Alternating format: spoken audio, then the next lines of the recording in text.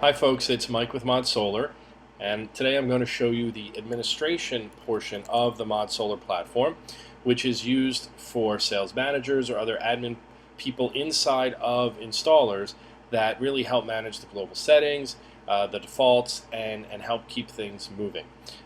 So what we're going to do right now is log in.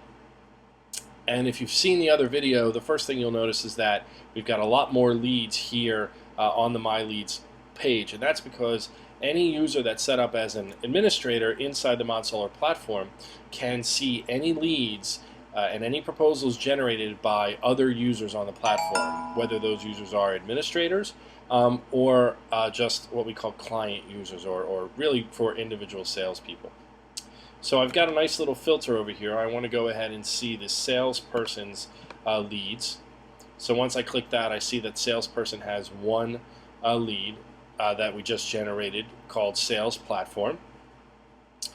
But really what I want to show you is up here in this navigation settings. And when I click on settings, what I see is a status panel. And when you come onto the ModSolar platform for the first time, there are a couple of things that you need to do to be able to generate proposals, with a good customer experience.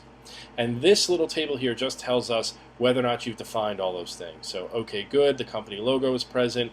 We've defined at least one panel. We've said that that panel is a preferred panel. We've defined the states in which we're doing business. We have incentive calculations, and we've defined some endnotes, or the legal stuff that goes at the end of your proposals. So what I'm going to do is quickly show you some of the settings, and here we just have some basic company info, and you can actually go ahead and update a new logo at any time here, enter an email address and your URL, and all that goes onto the proposals. In here we have the default settings for the various settings inside the proposal, such as your kind of opening or your default price per watt, both for roof and ground mounts, any permit costs you want included, the cost of electricity, energy inflation, and then the D-rate factor, which we just added with beta release 1, which is being passed back to PV watts to help calculate the kilowatt hour production from a solar system. One of the things we also gained with the beta release 1 is the ability to have multiple panels and be able to select those panels inside of the proposal generation. So in this case, we have a default panel or a preferred panel, and we can just go in and edit if we want. We can also upload a panel data sheet, or we can just very easily add a panel. Now, I'm not going to add a panel because I don't want to show preference to any one particular manufacturer, but you can see just some pretty basic information: the manufacturer, the DC watts, the length and the width, and the efficiency. And all that is data that goes into generating the proposal, to laying out the system, and also to figuring out how much energy it's going to produce. Next up is the states and the SRECs, and this is important here. These are all the states in which you as the installer are going to do business, and in order to generate a proposal in that state, you have to have a state here inside this table, but it's pretty easy to use. Now, the one thing I'm going to do is show you how to edit some SRECs, because obviously Pennsylvania SRECs are no longer 250. We wish.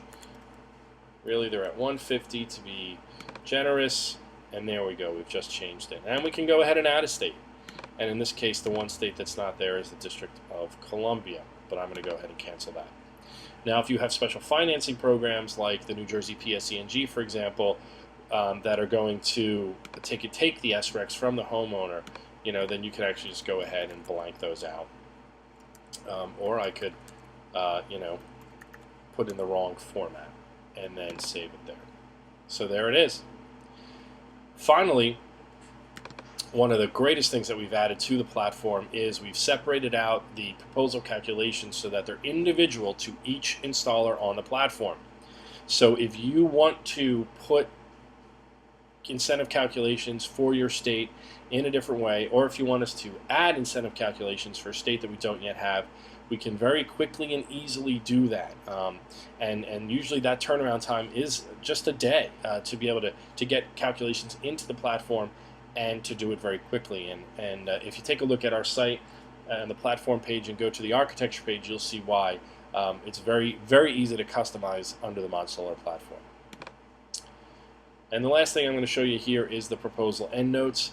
So these are all the endnotes that happen at the bottom of the proposal. We can very easily edit one and enter one in. We can signify which state it applies to in case you want to put information about individual states' incentives or programs that you have, and then click Save. And once it's there forever. And we can also go ahead and very easily delete it. Then we have some user management features, which as an installer, you can actually go ahead and install, you can create new users up to the number of users you have on each license. So that's the settings panel inside of the ModSolar platform, available to any administrator and there all the time. And the changes are real time, so once you make them here in the settings panel, they're available for all of the users on the for your company on the ModSolar platform. That's what we've got to show for you today. Thanks very much for your time. Please feel free to give us a call or chat with us for any questions that you may have.